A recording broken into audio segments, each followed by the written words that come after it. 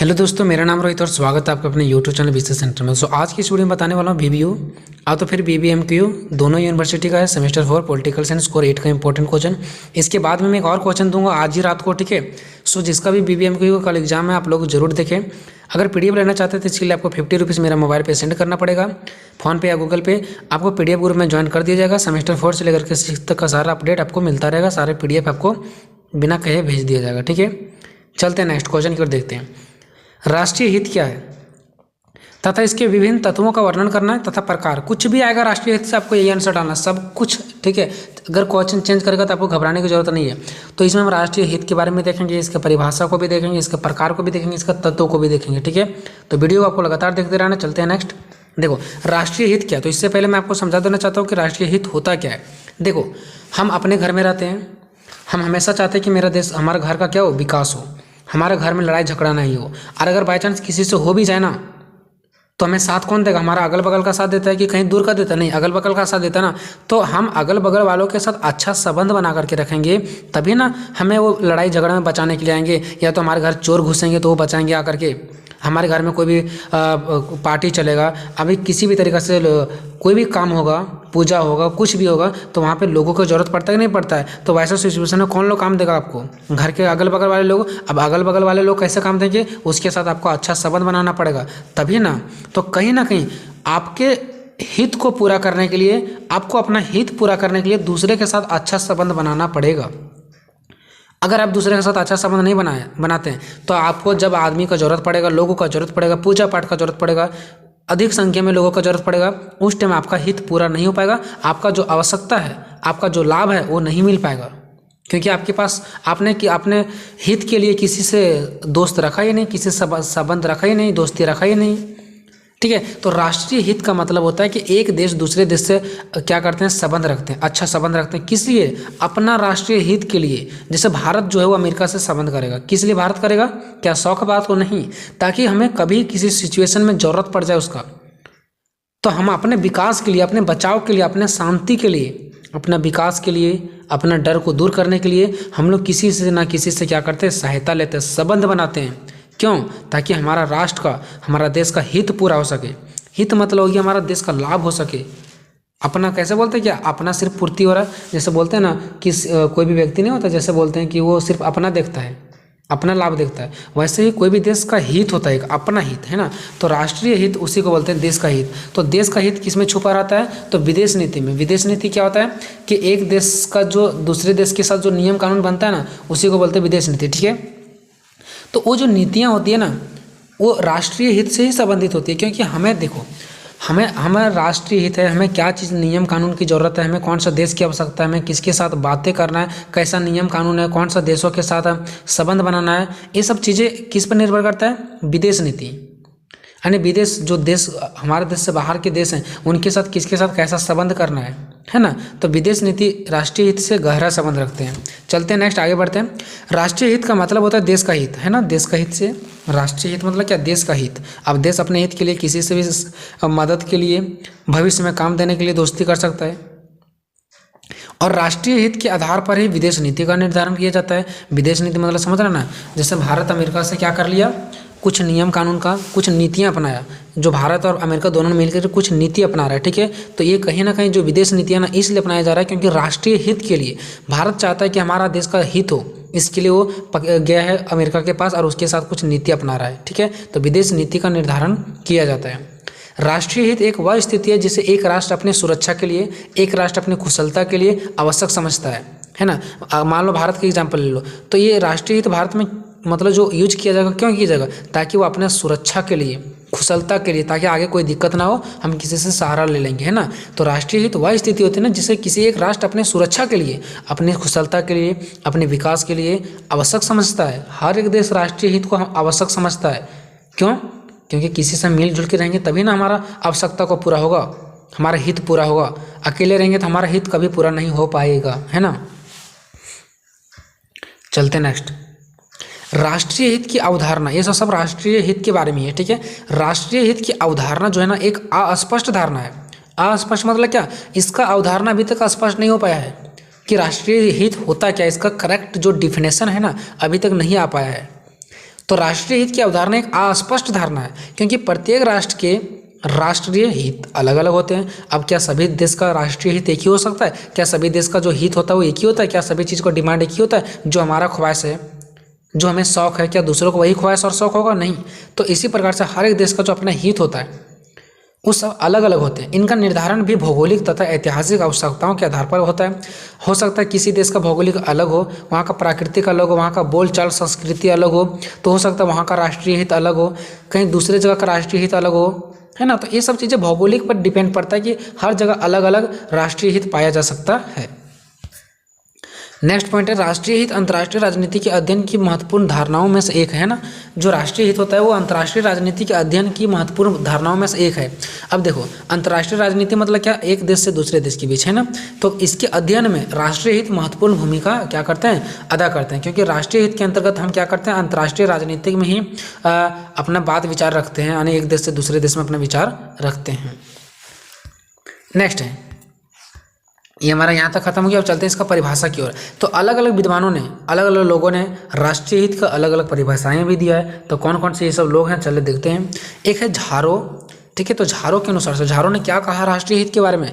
तो झारो ने कहा कि राष्ट्रीय हित की अवधारणा इतनी अस्पष्ट है ना, मतलब इतनी अस्पष्ट नहीं है। इसका ये कहना है कि इतनी अस्पष्ट है ना कि यह अर्थहीन ही है, या इसे अधिक से अधिक दिखावे की अवधारणा ही कहा जा सकता है। मतलब झारो का अनुसार से कहना है कि ये अस्पष्ट है, ये अर्थहीन है, ये गलत है, इसे सिर्फ अधिक से अधिक दिखाया जा सकता है, बाकी कोई काम का नहीं है, ऐसा कहना है झारो का अनुसार। बुकिंग के अनुसार क्या है? बुकिंग क्या कहता है? तो बुकिंग का कहना है कि राष्ट्रीय हित वह हित है जिसे एक राष्ट्र अपने सुरक्षा तथा कुशलता के लिए आवश्यक समझता है। इसने सही कहा। बुकिंग ने कहा कि जो राष्ट्रीय हित है ना, वह हित होता है जिसे एक राष्ट्र जो होता है, एक देश जो होता है, वो अपनी सुरक्षा के लिए, अपनी कुशलता के लिए, अपने विकास के लिए आवश्यक समझता है। और निश्चित तौर पर हर एक देशों को राष्ट्रीय हित के लिए, राष्ट्रीय अपने कुशलता के लिए, अपने विकास के लिए राष्ट्रीय हित को आवश्यक मानना चाहिए, है ना। क्योंकि राष्ट्रीय हित से ही हमारा देश विकास हो सकता है ना, अपना हित को पूरा करेंगे तभी ना। नेक्स्ट है वान डिग के अनुसार।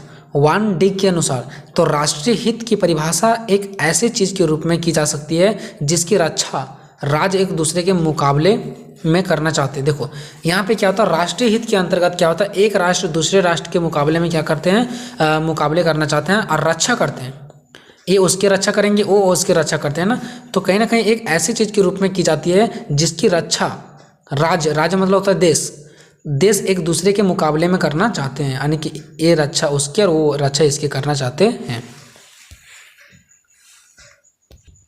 अब चलते हैं राष्ट्रीय हित के प्रकार के। राष्ट्रीय हित के प्रकार कितने होते हैं? तो राष्ट्रीय हित के 6 वर्गों में विभाजित किया गया, ठीक है। तो राष्ट्रीय वर्गों को 6 भागों में बांटा गया है। और एक और यहाँ पे है प्रकार इसका, देखिए यहाँ पे एक और प्रकार हम आपको दिखाते हैं। यहाँ पे देखिए, मार्गेंथो ने राष्ट्रीय हित के 2 प्रकार कहा है।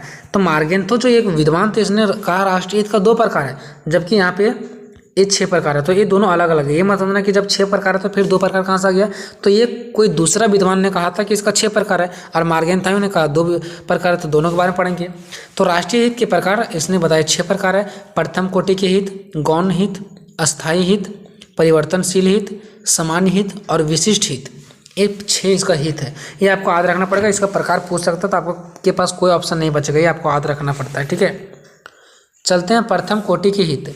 ये हित वो होते हैं जो किसी राष्ट्र के लिए सबसे अधिक महत्वपूर्ण होते हैं। देखो प्रथम कोटि हित है, पहला है तो इम्पोर्टेंट हो गई होगा। मतलब प्रथम कोटि हित के अंतर्गत वो आते हैं ना जो महत्वपूर्ण होते हैं, जो हमें हमारे देश की आवश्यकता है, मतलब बहुत ज़रूरी है, वो आवश्यकता है ना। तो उसको बोलते हैं प्रथम कोटि के हित, कि जो सबसे अधिक महत्वपूर्ण होते हैं। इसके रक्षा के लिए बलिदान तक देने को तैयार हो जाते हैं। मान लो हमारे देश के में कुछ ऐसे चीज़ें, महत्वपूर्ण चीज़ें का ज़रूरत है, हमारे देश में राष्ट्रीय हित के लिए कुछ चीज़ें ज़रूरत है और हमारे पास नहीं है, तो उसके लिए क्या हो सकता है, इन लोग बलिदान भी देने के लिए तैयार हो जाते हैं। जो हमारा हित पूरा नहीं होता है और वो हमारे लिए महत्वपूर्ण है और वो हमारा हित पूरा नहीं हो पा रहा है, तो उसके लिए हम बलिदान भी देने के लिए तैयार होते हैं। ये हमारा आता है प्रथम कोटि के हित में।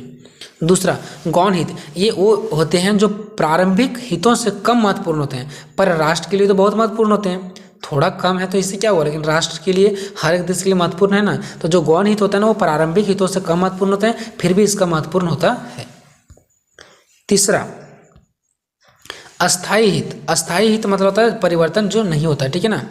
तो इस प्रकार का हित सदैव बने रहने वाले हित होते हैं। भारत का इस तरह का हित देश का शांतिपूर्ण विकास करना है। देखो भारत भी एक देखा जाए तो अस्थाई हित है ना, इस प्रकार का हित जो होता है ना सदैव बने रहने वाला होते हैं। अस्थाई मतलब क्या, जो कभी चेंज नहीं होता है। तो इस प्रकार का हित जो होता है वो हमेशा सदैव बना रहता है। और भारत भी इस तरह का हित जो होता है ना, हित देश का शांतिपूर्ण और विकास करना है। भारत का भी जो है ये अस्थाई हित वो क्या करना है, भारत का विकास करना है। तो भारत में भी अस्थाई हित है, तो इससे क्या करता है भारत का विकास करता है ना। चलते नेक्स्ट। चौथा, परिवर्तनशील हित। ये हमेशा क्या होगा, परिवर्तन होते रहता है। तो ये राष्ट्र के ऐसे हित होते हैं जिन्हें कोई राष्ट्र किसी विशेष परिस्थिति में राष्ट्रीय हित के लिए आवश्यक समझता है। देखो ये जो परिवर्तनशील हित है ना, ये राष्ट्रों के ऐसे हित होते हैं ना जिन्हें कोई राष्ट्र, जो कोई देश है, किसी विशेष परिस्थिति में, किसी भी विशेष परिस्थिति में, हो सकता है आज 10 साल बाद, किसी भी विशेष परिस्थिति में राष्ट्रीय हित के लिए आवश्यक समझता है। कोई भी देश, हमेशा नहीं, किसी भी विशेष परिस्थिति के लिए यानी कभी कभार आवश्यक समझता है, उसे बोलते हैं परिवर्तनशील हित। पांचवा है सामान्य हित। सामान्य हित वे परिस्थितियां होती है जो उस देश को सामान्य रूप से अथवा आर्थिक, व्यापारिक एवं राजनीतिक क्षेत्रों में लाभ पहुंचाने के लिए होती है। देखो ये सामान्य हित कौन से होते हैं, जो व्यापारिक हो गया, आर्थिक मतलब पैसों हो गया, अन्य सामान्य रूप से नॉर्मल रूप से क्या करते हैं, लाभ पहुँचाते हैं, उन्हीं को सामान्य हित के अंदर आते हैं। छठा, विशिष्ट हित। ये हित जो होते हैं कुछ विशिष्ट होते हैं और सामान्य हितों से उत्पन्न होता है। ये जो विशिष्ट हित है वो कहाँ से उत्पन्न होता है, सामान्य हितों से ये उत्पन्न होता है तथा उसके साथ गहरा संबंध रखते हैं, है ना। ये क्या होता है पता है, देखो जो विशिष्ट हित है ना, यानी हित मतलब क्या है, एक देश से जो दूसरे देश के बीच जो संबंध रखते हैं ना, जो दोस्ती रखते हैं ना, तभी तो हमारे देश का हित पूरा होगा ना, तो उसी को बोलते हैं हित। तो ये विशिष्ट जो हित है वो क्या है, तो जब एक देश दूसरे देश का जब कनेक्शन होता है फर्स्ट बार में, तो सामान्य हित होता है, यानी नॉर्मल रहते हैं। तो इसी नॉर्मल हित से, सामान्य हितों से उत्पन्न होता है और उसके साथ फिर गहरा संबंध रखते हैं। धीरे धीरे नॉर्मल संबंध होता है, फिर बाद में गहरा संबंध हो जाता है, इसी को बोलते हैं विशिष्ट हित, है ना। चलते नेक्स्ट। मॉर्गनथाउ ने राष्ट्रीय हित के 2 प्रकार बताए हैं। एक बहुत आवश्यक हित वह हित है जो प्रत्येक देश के लिए समान रूप से महत्वपूर्ण है। मतलब बहुत आवश्यक हित वे हित होते हैं जो देश के लिए क्या होता है, आवश्यक होते हैं, महत्वपूर्ण होते हैं, उसको बोलते हैं बहुत आवश्यक हित। और जो आवश्यक नहीं होते हैं, जो सरकार के अनुसार से बदलते रहता है, आवश्यकता के अनुसार से बदलते रहता है, उसको बोलते हैं कम आवश्यक हित। ध्यान रहे दोस्तों, हित का मतलब अगर आपको नहीं समझ आ रहा होगा तो 2 देश के एग्जाम्पल ले लो। 2 देश के बीच में जो कनेक्शन चलेगा उसको बोलते हैं राष्ट्रीय हित। यानी अमेरिका और भारत के बीच में अगर कोई भी चीज़ें चल रहा है तो उसको हम राष्ट्रीय हित बोल सकते हैं। अगर मान लो कि पाकिस्तान हमारे साथ लड़ाई झगड़ा कर लिया और पाकिस्तान हमसे जीत रहा है, फॉर एग्जांपल के ले रहा हूँ, ऐसा हो तो नहीं सकता है, बट पाकिस्तान जीत रहा है, पाकिस्तान से हमें डर बन गया, तो हम अमेरिका का क्या लेंगे, मदद लेंगे। तो ये हमारा हो गया राष्ट्रीय हित। अमेरिका के साथ हम क्या कर रहे हैं, राष्ट्रीय हित कर रहे हैं, क्योंकि अपना हित के लिए, अपना बचाव के लिए, अपने विकास के लिए अमेरिका का मदद ले रहे हैं। तो ये होता है राष्ट्रीय हित, इसको बोलते हैं, ठीक है। अपने विकास के लिए किसी का मदद लेना, उसके साथ संबंध बनाएंगे तभी ना वो हमारा हित को पूरा करेगा।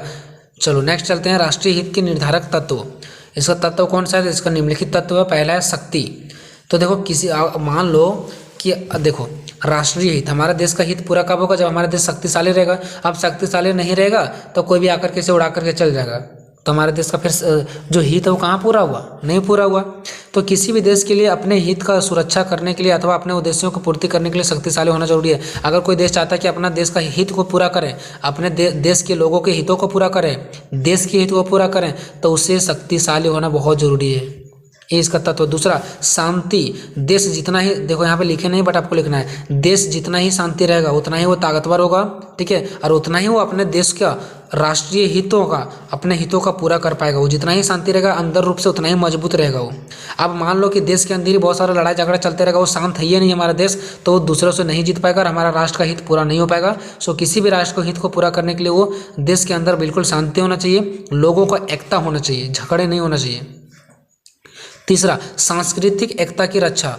कोई भी देश अगर अपने राष्ट्र के हित को पूरा करना चाहता है तो लोगों को जो अलग अलग सांस्कृतिक है, उसका भाषा अलग, उसका पूजा पाठ करने का नियम अलग, उस सभी को एकता करना पड़ेगा। नहीं तो अगर मान लो कि सिर्फ बोलोगे कि नहीं हिंदुओं को पूजा करने के लिए देना है, सिर्फ उन्हीं का संस्कृति है ऐसा, तो फिर मुस्लिम लोग नाराज होंगे। इसलिए अगर एकता बनाना पड़ेगा, अपना राष्ट्र का, अपना देश का हित को पूरा करना है, तो सांस्कृतिक के हर एक लोगों को एक करना पड़ेगा, एकता बनाना पड़ेगा।